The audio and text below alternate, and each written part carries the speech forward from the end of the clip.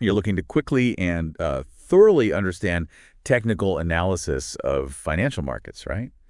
Those charts, they can seem like a whole other language sometimes. Yeah, we get it. And that's exactly what we're diving into today. We're focusing on chart patterns, a real cornerstone of technical analysis, wouldn't you say? Right up there with support and resistance, trend lines. Absolutely, a key building block. Now, these patterns, they can seem a bit, well, mysterious at first glance. Totally. You hear things like head and shoulders or symmetrical triangle, and it sounds maybe more like mythology than, practical market tool. It's funny you say that. John Murphy, who's a big name in this field, he actually started out pretty skeptical himself. Oh, really? Yeah, especially about computers trying to automatically identify these visual patterns. He saw it as more of an art. Interesting. More subjective. Exactly. But, as the tech got better, he definitely came around to see how efficient computers could be in, well, spotting potential setups. Okay, so let's unpack this a bit. What exactly are chart patterns, fundamentally, and why should you, our listener, really pay attention to them? Well, in simple terms, they're recognizable shapes. Shapes formed by price movements right there on the chart. Okay. They tend to show up as trends are forming, and crucially, when those trends might be about to change direction, people notice them over time, gave them names, because they tend to repeat. So it's like the market has these habits, these tendencies, and the patterns are like the footprints they leave behind visually. That's a great way to put it. And the core idea, it isn't some secret code. Murphy makes this point. It really just boils down to basic supply and demand playing out. Right. If Head and Shoulders was called something less catchy, like a shifting supply-demand balance pattern. Oh, yeah, maybe less mystical, definitely more logical. Yeah. So you mentioned categories earlier. What are the main types we should be aware of? So according to Murphy's framework, his chart pattern recognition, or CPR, we basically split them into two main groups. You've got your trend reversal patterns and your trend continuation patterns. Makes sense? Reversal and continuation. Trend reversal patterns, like the name suggests, can signal that an established trend might be ending, might be about to change course.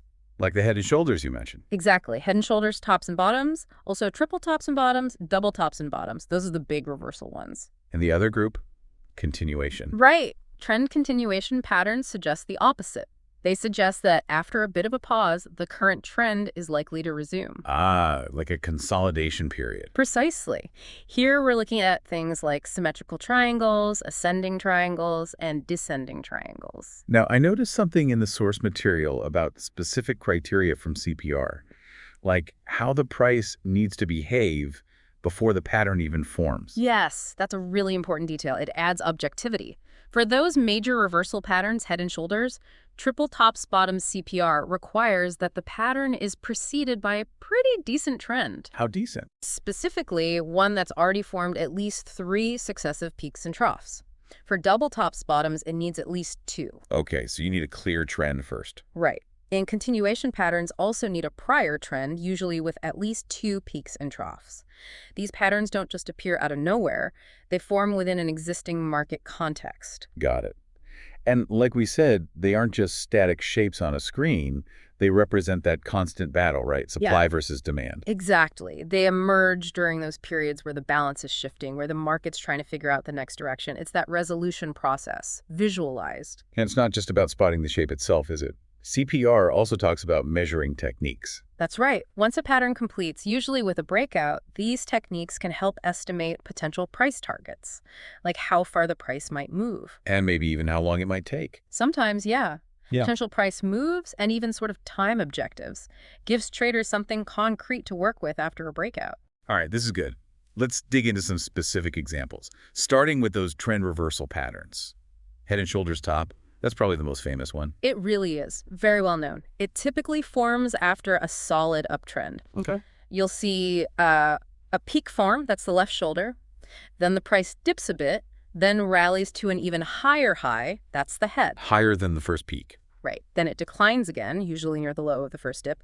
Then it rallies one more time, but this rally fails to reach the height of the head. That's the right shoulder. Ah, so the failure to make a new high is key there. Very key. It shows weakening momentum. Then the final confirmation is when the price closes below the neckline. The neckline being? It's basically a support line drawn connecting the lows reached after the left shoulder and after the head. Breaking that neckline is the signal. Okay, visually I can picture it. Left shoulder, higher head, lower right shoulder, then break the support. And that suggests the uptrend is potentially over. That's the classic interpretation, yes. And what often happens, interestingly, after the price breaks below the neckline, Yeah. it might rally back up to the neckline. It tests that level, which now acts as resistance before the real downtrend gets going. A pullback to the breakout point. Common theme. Very common. And CPR has specific rules, you know. Prior uptrend with those 3+ peak troughs, the sequence of left shoulder, head, right shoulder failing to exceed the head, and that decisive close below the neckline. Got it. What about the triple top? Sounds similar in concept. Another bearish reversal. It is also forms after an uptrend. Here, the market tries to rally to the same resistance level 3 separate times. 3 times. Yep. Left peak, corrective dip. Rally back to roughly the same peak level, another dip, usually to around the same support level as the first dip, then a third rally attempt, again failing at that same resistance. Wow, 3 failed attempts. That really screams resistance is holding. Exactly. It suggests buyers just can't push through. You can draw a support line connecting the lows of those dips between the peaks. The pattern completes, and the sell signal occurs when the price finally closes below that support line. So breaking the support after 3 failed highs. And I assume, similar to the head and shoulders, you might see a retest. Yes, quite often. Yeah. After breaking support, prices might rally back to test that line, which now tends to act as resistance before heading lower. Makes sense. And again, CPR has its checklist. The prior uptrend with 3+ peak troughs, the 3 pushes to a similar peak level, the dips in between finding similar support, and that final close below the support line. Okay, clear enough on those bearish reversals. Let's switch to the other side. Trend continuation patterns. These are about the trend taking a breather, right? Before likely resuming. Exactly. Think of them as consolidation phases within an ongoing trend. A pause that refreshes, maybe? Right. The idea is to anticipate the trend picking back up. The main ones we look at here are triangles: ascending, descending, and symmetrical. Triangles. Got it. Now, it's worth mentioning, symmetrical triangles are usually continuation patterns, but sometimes they can act as reversals if the breakout happens against the prior trend. A bit more ambiguous. Okay, so mostly continuation, but keep an eye out. Do these have the same prior trend requirements? Similar, but a bit less strict. CPR usually requires just 2 or more successive peaks and troughs preceding a continuation pattern, and they often develop a bit faster than the big reversal patterns. Faster formation. Okay. And these triangles, do they share common features? They do. All 3 have a base that's the widest part at the start. They have an apex where the 2 trend lines forming the triangle converge. And they need at least 4 reversal points to be valid. Basically 2 peaks touching the upper line and 2 troughs touching the lower line. 4 points of contact. Minimum, yes. And the height, measured vertically at the base, that's often used for those price objective calculations after a breakout. All right, let's break them down. Ascending triangle. What's that look like? Ascending triangle usually forms during an uptrend. You'll see a pattern of higher lows buyers stepping in at higher prices, pushing up against a flat horizontal resistance level. So the bottom line slopes up, the top line is flat. Exactly. It looks like price is getting squeezed upwards into a corner. The higher lows show increasing buying pressure building under that resistance. Seems bullish then. It's considered a bullish pattern, yes. The buy signal comes when the price decisively breaks out above that flat resistance line. Okay.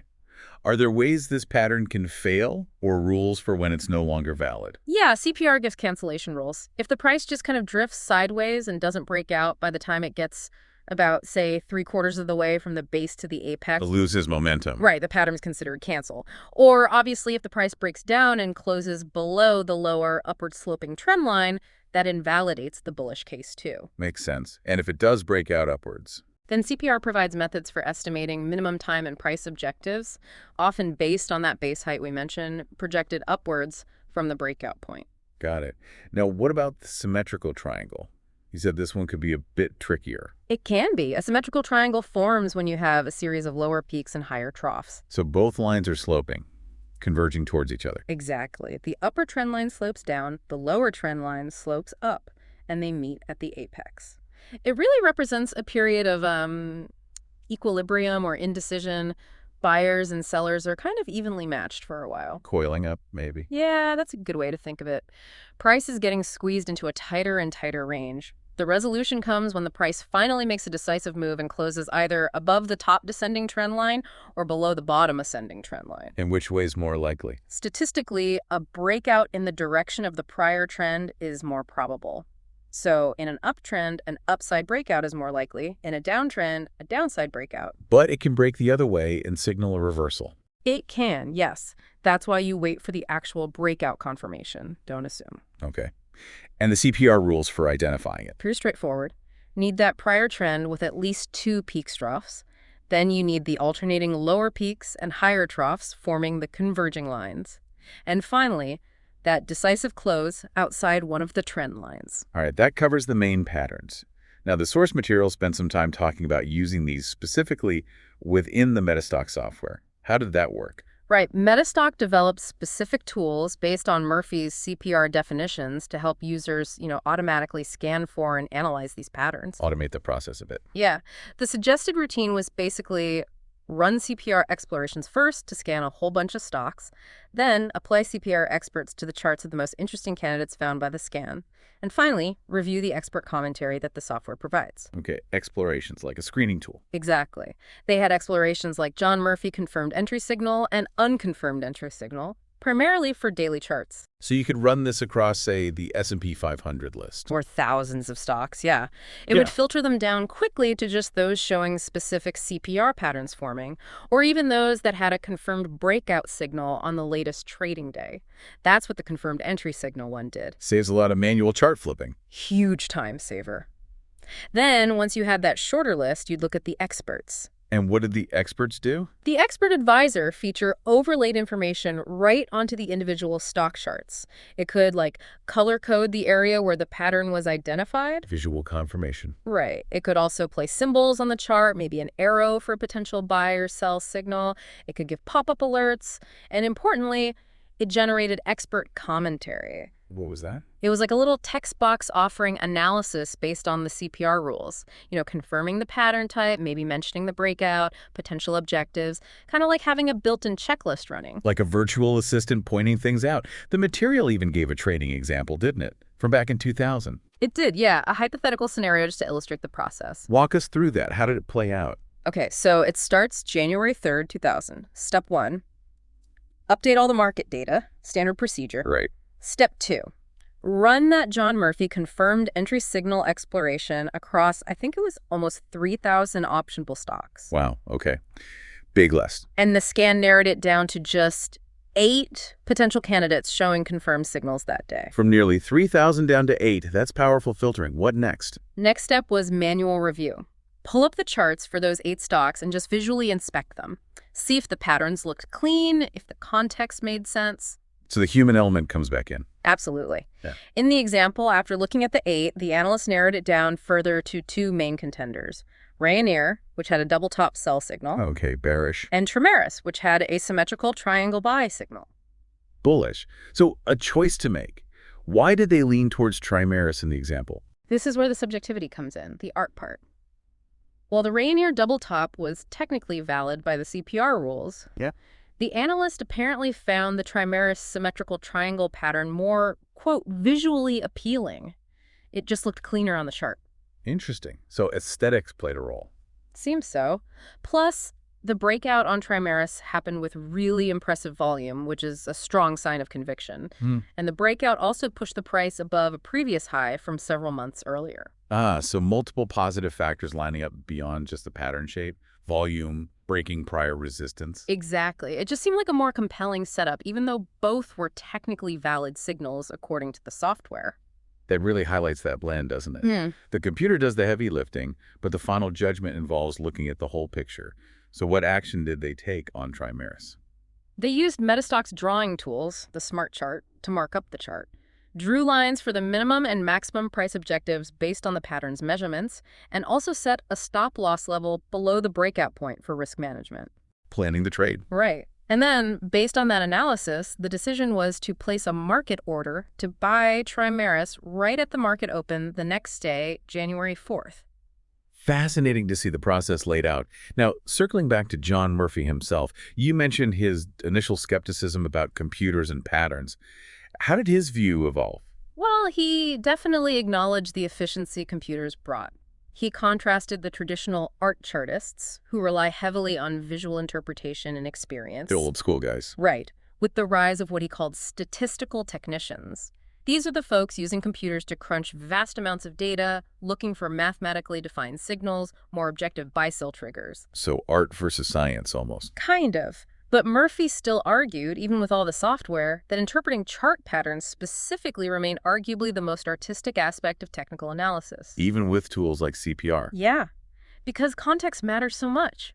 Volume, where the pattern occurs in the larger trend, the overall market mood, the software might spot the shape, but assessing its significance still requires judgment. And he also worried about too many indicators causing confusion, right? Yes, he mentioned the proliferation of technical indicators and how having too many signals, sometimes conflicting ones, could actually paralyze traders or lead to bad decisions, analysis paralysis. Keep it simple, maybe. Focus on core concepts like patterns. That seems to be part of his message. Understand the foundations. Okay. And just quickly, if someone using these tools back then, like Metastock, needed help, were there resources? Oh yeah, the company, Equus, provided support. There was the user's manual, of course, online help through email and their website, user groups where people could connect, and direct technical support via phone, fax, mail, the works. Good to know support was there.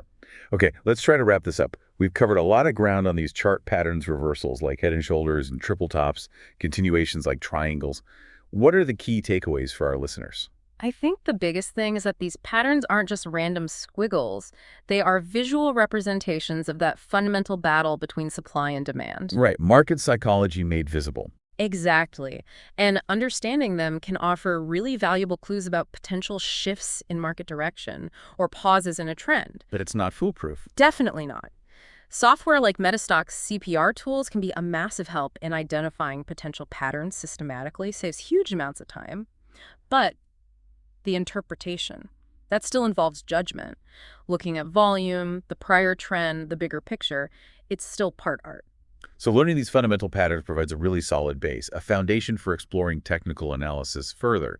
It's about recognizing those visual cues the market gives us. Precisely. It gives you a framework for understanding price action. Which leaves us with a final thought for you, the listener. We've talked about the science of computer-aided detection and the art of visual interpretation. How might you find your own balance? How could you potentially combine those objective signals from statistical tools with your own developing eye for chart patterns to get a more robust, a more complete understanding of what the market might be telling you? Yeah, that's the real challenge, isn't it? Finding that synergy. Definitely something to ponder as you dig deeper into technical analysis.